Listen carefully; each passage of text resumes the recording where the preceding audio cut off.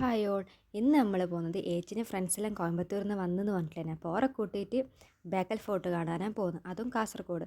നമ്മളെ വീട്ടിൽ നിന്ന് വിട്ടത് ഒരു 10:15, പക്ഷേ ആടെ എത്തുമ്പോഴത്തേക്ക് ഒരു 1:15 ആയിരുന്നു. അതിന് ശേഷം നമ്മൾ പാർക്കിംഗ് എല്ലാം ചെയ്ത് ടിക്കറ്റെല്ലാം എടുത്ത് എന്നിട്ടാണ് പാർക്കിംഗ് ചെയ്തത്.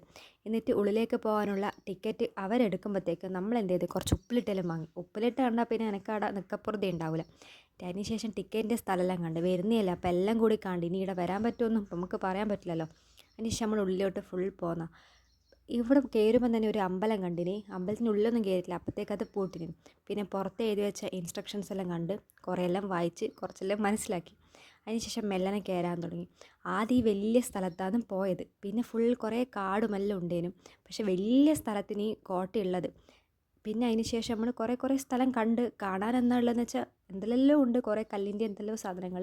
പക്ഷേ അതിനെ പറ്റിയിട്ടൊന്നും വലിയ അറിവും ധാരണയൊന്നും ഇല്ല, നമുക്കുമില്ല, കൂടെ വന്ന അവർക്കുമില്ല.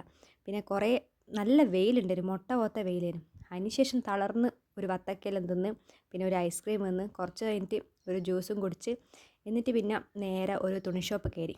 നമുക്കല്ല, വന്ന ഫ്രണ്ട്സിനെ കുറച്ച് ഡ്രസ്സ് എടുക്കാണ്ടിന്. അപ്പോൾ അവർ പറഞ്ഞ് കോയമ്പത്തൂരിനെക്കാട്ടി വില കുറവ് കണ്ണൂരാണ്. അങ്ങനെ അവരവിടുന്ന് കുറച്ച് ഡ്രസ്സെല്ലാം എടുത്ത്.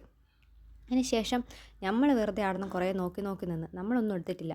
പിന്നെ നല്ലോണം വിശന്നതിന് ഒരു 4 മണിയായി. ഞാൻ ഫ്രൈഡ് റൈസ് തിന്ന്. അതിന് ശേഷം നമ്മൾ നേരെ സ്റ്റുഡിയോ പോയി. സ്റ്റുഡിയോന്ന് ഞാനൊന്നും എടുത്തില്ല, വന്ന ഫ്രണ്ട്സ് കുറേ ഡ്രസ്സ് എടുത്ത്. ഇവിടെ കുറേ കളക്ഷൻ ഉണ്ട് പോലും, നമുക്കറിയില്ലല്ലോ, അവർ പറയുന്നത് ഇവിടെ നല്ല കളക്ഷൻ ഉണ്ടെന്ന്.